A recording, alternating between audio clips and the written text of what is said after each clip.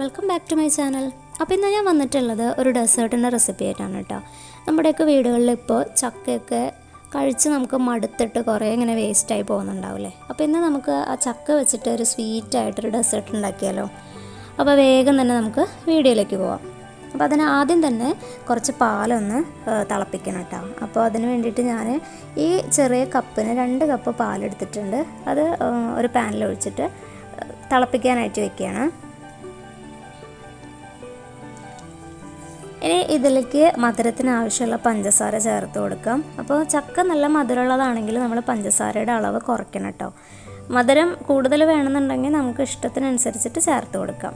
ഇനി ഇതിലേക്ക് വേണ്ടത് ജലാറ്റിനാണ്. അപ്പോൾ ഞാൻ ബേക്കേഴ്സിൻ്റെ ജലാറ്റിനാണ് എടുത്തിട്ടുള്ളത്. അതല്ലെങ്കിൽ ചൈന ഗ്രാസ് ആയാലും കുഴപ്പമില്ല, അഗറോ ഏതായാലും കുഴപ്പമില്ല. അപ്പോൾ ഇതിലേക്ക് ഞാൻ ഒരു സ്പൂണിൽ ഇട്ട് കൊടുത്തിട്ടുണ്ട്. അതിൽ കട്ടകളൊക്കെ ഉണ്ടെങ്കിൽ അതൊക്കെ ഒന്ന് ഉടച്ചെടുക്കുക കേട്ടോ. ഒരു 1.5 സ്പൂൺ എടുത്തിട്ടുണ്ട് കേട്ടോ. അതിലേക്ക് നമ്മൾ ഈ തിളപ്പിക്കാൻ വെച്ചിട്ടുള്ള പാലിൽ നിന്ന് കുറച്ചെടുത്തിട്ട് ഇതൊന്ന് അലിയിച്ച് വെക്കുക. അപ്പോൾ ഇളം ചൂടുള്ള പാലാണിപ്പോൾ. അപ്പോൾ അതിൽ നിന്ന് കുറച്ചെടുത്തിട്ട് നന്നായിട്ട് ഇതിൻ്റെ കട്ടയൊക്കെ ഒന്ന് അലിയിപ്പിക്കാനായിട്ട് വെക്കുക.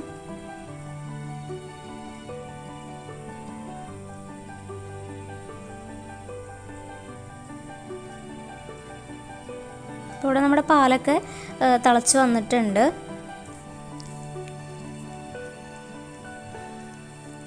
ഞാനിത് കുറച്ചും കൂടിയും വലിയൊരു പാത്രത്തിലേക്ക് മാറ്റുന്നുണ്ട് കേട്ടോ. ഈ ചെറിയ പാനിൽ വെച്ചിട്ട് ചെയ്യാൻ പറ്റില്ല. അപ്പോൾ ഞാൻ കുറച്ചും കൂടിയും വലിയൊരു പാത്രത്തിലേക്ക് ഒഴിച്ചിട്ടുണ്ട്. അപ്പോൾ പാലൊക്കെ നന്നായിട്ട് തിളച്ചിട്ടുണ്ട്. അപ്പോൾ ഇതാണ് കേട്ടോ ചക്ക, നല്ല പഴുത്ത ചക്ക ഞാൻ മിക്സിയിലൊന്ന് അരച്ചെടുത്തതാണ്. അല്ലെങ്കിൽ അതിൽ നാരൊക്കെ ഇങ്ങനെ കഴിക്കുമ്പോൾ കടിക്കും. അപ്പോൾ അതില്ലാതിരിക്കാൻ വേണ്ടി നന്നായിട്ടൊന്ന് അരച്ചെടുക്കുക. അത് ഈ പാലിലേക്ക് ചേർത്ത് കൊടുക്കുക. ചക്കയുടെ അളവ് നിങ്ങൾക്ക് ഇഷ്ടത്തിനനുസരിച്ചിട്ട് ചേർക്കാം കേട്ടോ.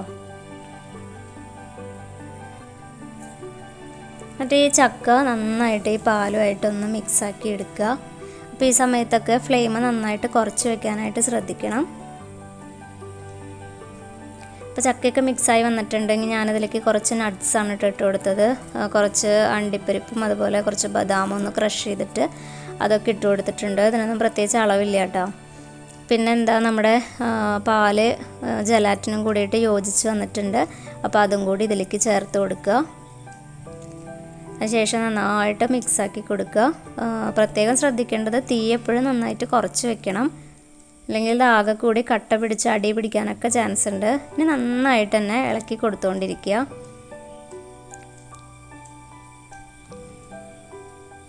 ഇനി വേണമെന്നുണ്ടെങ്കിൽ കുറച്ച് മിൽക്ക് മെയ്ഡൊക്കെ ചേർത്ത് കൊടുക്കാം. അത് ഓപ്ഷണലാണ് കേട്ടോ. അതൊക്കെ ചേർത്ത് ഒന്നും കൂടി ടേസ്റ്റ് ഉണ്ടാവും. പിന്നെ ഡെസേർട്ടൊക്കെ ആകുമ്പോൾ എന്തായാലും നമ്മൾ കുറച്ച് മിൽക്ക് മെയ്ഡൊക്കെ ആഡ് ചെയ്ത് കഴിഞ്ഞാൽ അതൊരു പ്രത്യേക ടേസ്റ്റ് തന്നെയാണ്. എന്നിട്ട് നന്നായിട്ട് യോജിപ്പിക്കുക. ഇനി ചെറിയ തീയിൽ ഇതൊന്ന് കുറുക്കിയെടുക്കുക കേട്ടോ. നന്നായിട്ട് കട്ട പിടിക്കരുത്. ഒരുവിധം കുറുക്കി കഴിഞ്ഞാൽ നമുക്ക് പാത്രത്തിലേക്ക് മാറ്റാം. ഞാൻ ഹൈഡ് ആൻഡ് സീക്കിൻ്റെ ഒരു ബിസ്ക്കറ്റ് അടിയിൽ ലെയർ ചെയ്ത് വെക്കുന്നുണ്ട്.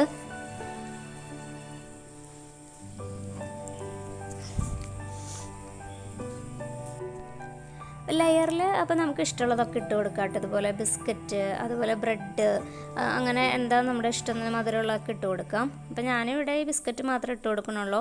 ഇനി അതിൻ്റെ മുകളിലേക്ക് നമ്മുടെ തണുത്തിട്ടുള്ള ചക്കയുടെയും പാലിൻ്റെയൊക്കെ മിക്സ് ഉണ്ടല്ലോ, അത് ഇതിലേക്ക് ഒഴിച്ചു കൊടുക്കുക. അപ്പോൾ പൊന്തി വന്നിട്ടുള്ള ബിസ്ക്കറ്റിനെയൊക്കെ ഞാനൊരു സ്പൂൺ വെച്ചിട്ട് ഇങ്ങനെ അടിയിലേക്ക് ആക്കി കൊടുക്കുകയാണ് കേട്ടോ. ഇനി ഇതിൻ്റെ മുകളിൽ വേണമെങ്കിൽ ഒരു ലെയറും കൂടിയൊക്കെ ബിസ്ക്കറ്റൊക്കെ വെച്ച് കൊടുക്കാം. അപ്പോൾ ഞാൻ വെക്കുന്നില്ല. ഇനി കുറച്ച് ഈന്തപ്പഴം ഉണ്ട്, അതൊന്ന് സ്ലൈസ് ചെയ്തിട്ട് അതിൻ്റെ മുകളിൽ കൂടെ കുറച്ചിട്ട് കൊടുക്കുന്നുണ്ട് കേട്ടോ. ഒരു ഗാർണിഷിങ്ങിന് വേണ്ടിയിട്ടാണ്. കഴിക്കാനായാലും ഇതിങ്ങനെ കടിക്കുമ്പോൾ ഒരു ടേസ്റ്റ് ഉണ്ടല്ലോ. അപ്പോൾ അത് പിന്നെ നട്ട്സൊക്കെ വേണമെങ്കിൽ ഇതുപോലെ മുകളിലൊക്കെ ക്രഷ് ചെയ്തിട്ട് ഇട്ട് കൊടുക്കാം കേട്ടോ. അപ്പോഴും നല്ല ഭംഗിയുണ്ടാവും, അതുപോലെ ടേസ്റ്റും ഉണ്ടാവും. അപ്പോൾ നല്ല എളുപ്പമാണ് ഇത് ഉണ്ടാക്കാനായിട്ട്. ഇനി നമുക്ക് ഇത് ഫ്രിഡ്ജിൽ വെച്ചിട്ടൊന്ന് സെറ്റ് ചെയ്യണം. അപ്പോൾ ഏകദേശം ഓവർനൈറ്റൊക്കെ വെച്ച് കഴിഞ്ഞാൽ അത്രയും നല്ലതാണ് കേട്ടോ. അപ്പോൾ കണ്ടില്ലേ, ഇതിപ്പോൾ പിറ്റേ ദിവസം ഞാൻ എടുത്തതാണ്. ഇതൊക്കെ സെറ്റായി വന്നിട്ടുണ്ട്. നല്ല ടേസ്റ്റ് ആയിട്ടുള്ള ഡെസേർട്ടാണ് കേട്ടോ. അപ്പോൾ എല്ലാവരും ഇതൊന്ന് ട്രൈ ചെയ്ത് നോക്കണം. അപ്പോൾ വീണ്ടും അടുത്തൊരു വീഡിയോ ആയിട്ട് വരാം. Bye friends.